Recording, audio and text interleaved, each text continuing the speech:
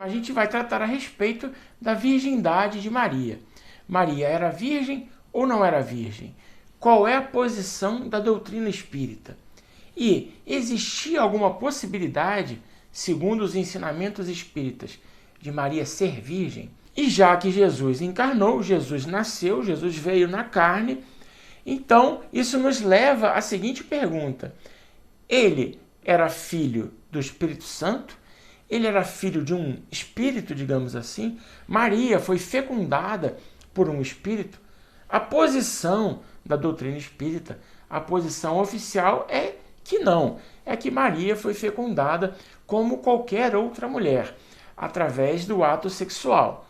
Mas, será que existe uma possibilidade de Maria ter sido fecundada de forma não natural ou de forma não normal? Será que no Espiritismo nós podemos encontrar uma explicação para que Maria fosse fecundada de uma outra forma? Veja, eu não estou dizendo que Maria foi fecundada por um espírito, que Maria não necessitou de um homem. E também não estou dizendo o contrário.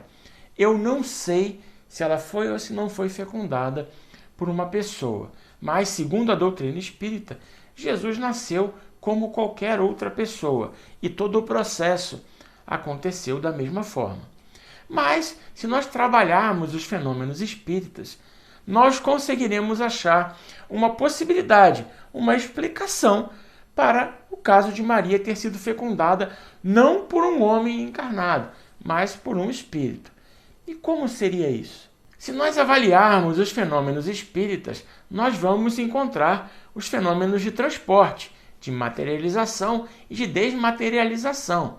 Então, seria possível, em tese, que algo, um esperma, digamos assim, fosse transportado de algum lugar para dentro do óvulo de Maria. E como nós sabemos de algumas reuniões de materialização espírita, eventualmente acontece que um órgão ele vai sendo desmaterializado durante a sessão de materialização e de cura, e um outro órgão vai sendo materializado enquanto aquele primeiro órgão é desmaterializado. Quem fala muito sobre isso é o Dr. Paulo César Fructuoso, que trabalhou com sessões de materialização e desmaterialização lá no lar de Frei Luís. Então, se é possível que espíritos façam a troca de um órgão ou a troca de alguma parte interna do nosso corpo, desmaterializando e rematerializando outra coisa no lugar, eu parto do princípio que não seria impossível materializar um esperma ou materializar já dentro do óvulo um material genético específico para que Jesus nascesse.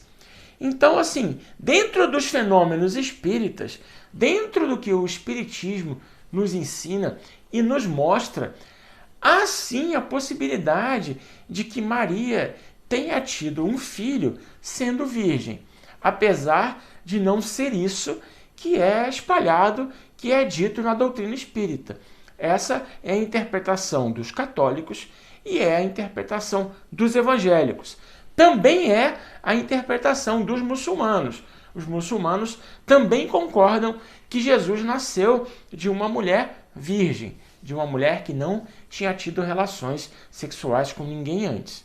Eu não quero entrar no mérito se foi ou se não foi.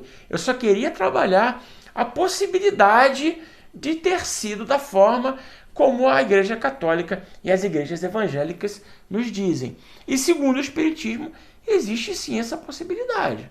Mas esse fenômeno ele é levantado como uma possibilidade dentro dos conhecimentos espíritas. O Espiritismo sempre trabalha com a hipótese de que Deus não irá derrogar as suas próprias leis, que ele irá trabalhar dentro da normalidade, dentro do natural o máximo possível. Só que o natural, dentro da doutrina espírita, é um pouco mais natural do que só o materialismo aqui da Terra, do que só a nossa ciência consegue observar e comprovar, do que nós conseguimos observar. Existem outros fenômenos que a doutrina espírita já demonstrou que acontecem. A gente só precisa entender como eles acontecem. E aí o Espiritismo vai nos dizer que não são fenômenos sobrenaturais? São fenômenos naturais, mas que nem todos nós temos ainda a capacidade de executar esses fenômenos. E alguns espíritos já possuem essa capacidade. E se algum espírito possuía essa capacidade, esse espírito certamente seria Jesus. Se você gostou do vídeo, por favor, se inscreve no canal. Deixa o seu like, ativa o sininho para você receber todas as notificações dos nossos vídeos futuros. Deixa um comentário também, isso ajuda a impulsionar os vídeos e a gente pode debater um pouco mais. Então, um grande abraço, fique bem e até o próximo vídeo a gente se vê.